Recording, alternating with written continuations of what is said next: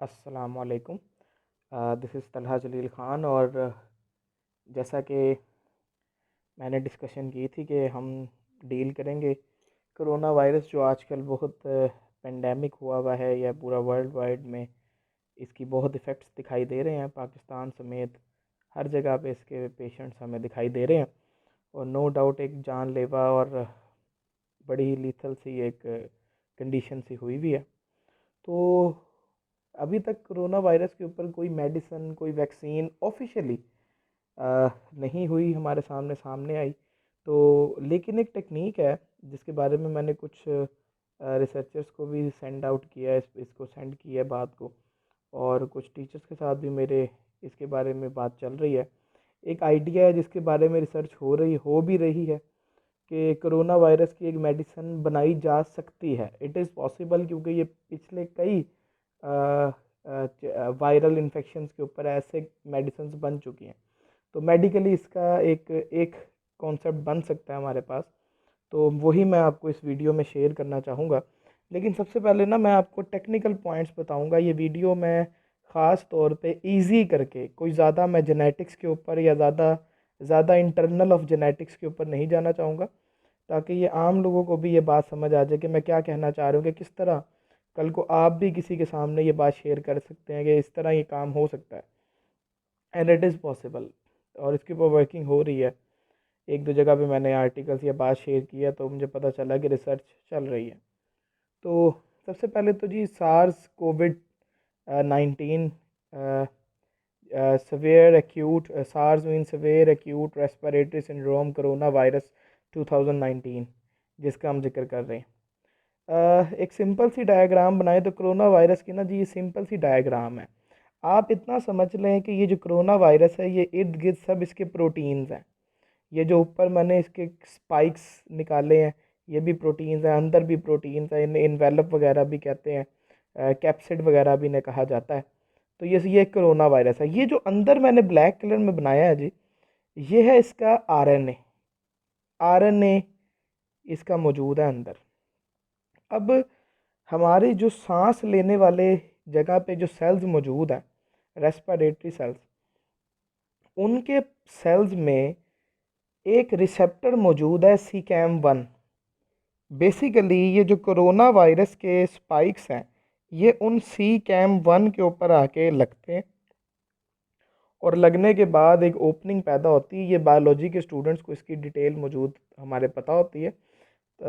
खैर आप इतना समझ लें कि यहाँ से एक ओपनिंग क्रिएट होगी, ये मिक्सचर होगी और यहाँ से आरएनए जो कोरोना का है वो अंदर आ जाएगा हमारे सेल में। अब ये आरएनए है जो हमारे सेल में आ गया है, 5 प्राइम टू 3 प्राइम ये आरएनए है जो कोरोना का हमारे सेल में आया। इस आरएनए के दो पार्ट्स हैं। पहला पार्ट है ओपन रीडिंग फ्रेम कहलाता है और अगले हैं इसके जीन्स, NE वगैरह हमने नाम दिया इन जीन्स को। ओपन रीडिंग फ्रेम कहते हैं जीन से पहले वाली मौजूद सीक्वेंस को, वो सीक्वेंस जिससे प्रोटीन बने, ये ओपन रीडिंग है। बेसिकली ओपन रीडिंग फ्रेम को देखकर हम ये प्रिडिक्शन कर लेते हैं कि आगे जो जीन्स हैं वो किस तरह की नेचर रखते होंगे। कई जगहों पे ये भी बात चल रही होती है। तो खैर ये आ गया जी हमारे पास जीनोम, आरएनए किसका, कोरोना वायरस का। आरएनए बना होता है न्यूक्लियोटाइड्स का और कोरोना वायरस में लगभग 30,000 से 35,000 न्यूक्लियोटाइड्स होते हैं आरएनए के। अब होता क्या है जी कि ये आरएनए का, कोरोना का आरएनए हमारे सेल के राइबोसोम नाम की चीज़ के पास जाता है और ये जो ओपन रीडिंग फ्रेम है कोरोना का, ओपन रीडिंग फ्रेम, ये राइबोसोम की मदद से दो किस्म के प्रोटीन्स पैदा करता है, 1A और 1AB। ये पोलीमरेज, आरएनए पोलीमरेज एंजाइम्स हैं, ये पैदा होते हैं इस हिस्से की वजह से।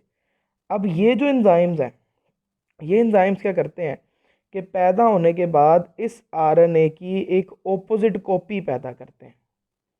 ये हमारे पास आरएनए आया था, ये जो ऊपर वाला आरएनए है ये आया हमारे पास जी वायरस का, और ये इन्होंने इसकी कॉपी पैदा की। जो कॉपी पैदा हुई है उसे नेगेटिव स्ट्रैंड कहेंगे, जो वायरस से आया है उसे पॉजिटिव स्ट्रैंड कहेंगे। ठीक है जी बेटे। अब नेक्स्ट क्या होगा जी कि ये जो नेगेटिव स्ट्रैंड है ये सेपरेट हो जाएगा, सेपरेट हो जाएगा, नेगेटिव स्ट्रैंड सेपरेट होगा और सेपरेट होने की वजह से एक और पॉजिटिव पैदा होगा इसके ऑपोजिट, पॉजिटिव भी पैदा होंगे, और इसी नेगेटिव की वजह से इस पॉजिटिव भी इन्हीं एंजाइम्स की मदद से पैदा होंगे, मतलब ये भी मल्टीप्लाई हो रहे हैं। और इसी नेगेटिव की मदद से क्या होगा, गौर से सुनिएगा, इसी नेगेटिव की मदद से बहुत से मैसेंजर आरएनएस पैदा होंगे अलग अलग साइज़ के। इसे कहते हैं इनकम्प्लीट ट्रांसक्रिप्शन। इस नेगेटिव स्ट्रैंड की वजह से अलग अलग मैसेंजर आरएनएस पैदा होंगे। ये अलग अलग मैसेंजर आरएनएस साइज़ के जाएंगे राइबोसोम के पास। कौन से राइबोसोम? जो रफ एंडोप्लाज्मिक रेटिकुलम के पास होते हैं। इन राइबोसोम्स के पास जाके प्रोटीन्स पैदा करेंगे। कौन सी प्रोटीन्स? ये वाली प्रोटीन्स। जी हाँ, तो ये प्रोटीन्स पैदा होंगी। आफ्टर प्रोटीन फॉर्मेशन ये प्रोटीन्स, ये जो आरएनए है पॉजिटिव वाला आरएनए, इसे अपने अंदर बंद करेंगी और बिल्कुल आपके सेल के अंदर एक वायरस की शक्ल बन जाएगी। और ये वायरस आपके सेल से बाहर निकलेगा और दूसरे सेल्स को डैमेज करेगा इसी तरह से। अब सवाल ये तो हमने पढ़ लिए कि कोरोना किस तरह हमारे सेल्स के अंदर बीमारी फैलाता है या डैमेज करता है। अब क्वेश्चन ये है कि इसकी मेडिसिन कैसे क्रिएट हो सकती है। मेडिसिन क्रिएट करने के लिए या इसका ट्रीटमेंट के लिए we have a method of siRNA concept. Small interference RNA, ये एक कॉन्सेप्ट है जी, जिसका एक बड़ा ही आसान सा मैं आपको तरीका बता देता हूँ। siRNA क्या कॉन्सेप्ट होता है? siRNA में जी एक डबल स्ट्रैंडेड आरएनए बनाया जाता है। एक डबल स्ट्रैंडेड आरएनए को क्रिएट करने के बाद उसे आपके सेल में छोड़ा जाता है एज अ मेडिसिन। ये आपके सेल में आ गया है डबल स्ट्रैंडेड आरएनए। डाइजर नाम का एक एंजाइम आता है आपके सेल में, जो इस डबल स्ट्रैंडेड आरएनए को टुकड़ों में तोड़ देता है। ठीक है, ये टुकड़े बन गए इसके। इसके बाद इन टुकड़ों के साथ आर्गनॉट्स और टीआरपी प्रोटीन्स जुड़ के आरआईसी कॉम्प्लेक्स बनाते हैं। इसे रिस्क भी कह देते हैं हम। इसके बाद क्या होगा कि अच्छा एक बात क्लियर कर लें, ये जो रिस्क कॉन्सेप्ट बनेगा, ये जो डबल स्ट्रैंडेड है इनमें से एक स्ट्रैंड के साथ बनेगा। ठीक है, लेट्स से ये देखें, ये जो ऊपर वाला स्ट्रैंड है ये यहीं रह गया और नीचे वाला स्ट्रैंड अलग हो गया। हेलिकेज एंजाइम्स एक्ट करेंगे इधर। ठीक है, और एक स्ट्रैंड अलग हो गया ये वाला। इस सिंगल स्ट्रैंड के साथ आर्गनोड और टीआरपी नाम के प्रोटीन्स जुड़ेंगे और आरआईसी कॉम्प्लेक्स बन जाएगा। ये जो आरएनए कॉम्प्लेक्स है जिसके अंदर आरएनए मौजूद है, कौन सा आरएनए? जो टुकड़ियों में टूटा था। किसकी टुकड़ियाँ? ये जो आरएनए हमने बाहर से डाला था, इसी टुकड़ियों में से एक टुकड़ी का एक स्ट्रैंड आरएनए का जिसके साथ ये प्रोटीन्स जुड़ी हैं, ये जाएगा आपके किसी भी मैसेंजर आरएनए के पास जिसके ऑपोजिट ये स्ट्रैंड बने, जिसके ऑपोजिट इसकी पेयरिंग होगी। इस आरएनए के ऑपोजिट जो मैसेंजर आरएनए से मिलेगा उसके पास जाएगा। ये प्रोटीन उस मैसेंजर आरएनए को ब्रेक डाउन कर देंगे। ये प्रोटीन, लेट्स से ये आरएनए आके ये ब्लू कलर वाले आपके सेल के आरएनए से आके जुड़ा, इन प्रोटीन्स ने आपके इस ब्लू कलर वाले आरएनए को तोड़ा इस तरह, और आरएनए जब टूट गया तो प्रोटीन नहीं बनती। ठीक है, तो इस तरह ये अब यहाँ से आइडिया क्या होगा कि हम ये जो आरएनए है ना जी, जो ये रिस्क में जो आरएनए मौजूद है, इस आरएनए को हम डिज़ाइन करें किसके लिहाज से?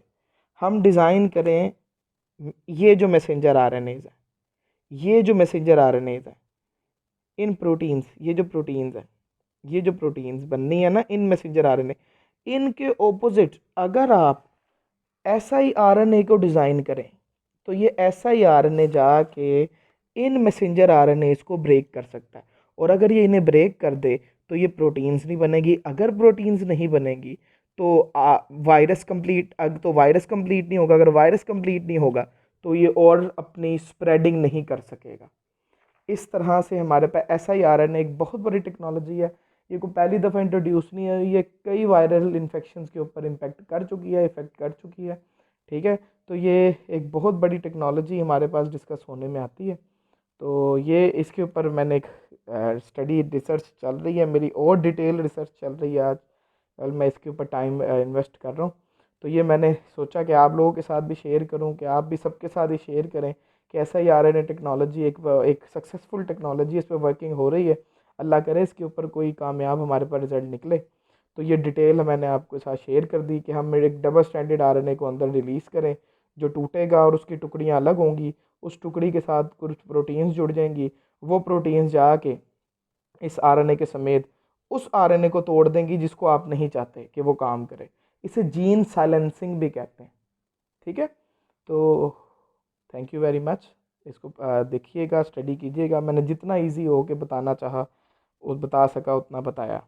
ठीक है, थैंक यू वेरी मच, ख्याल रखिए, अल्लाह हाफ़िज़।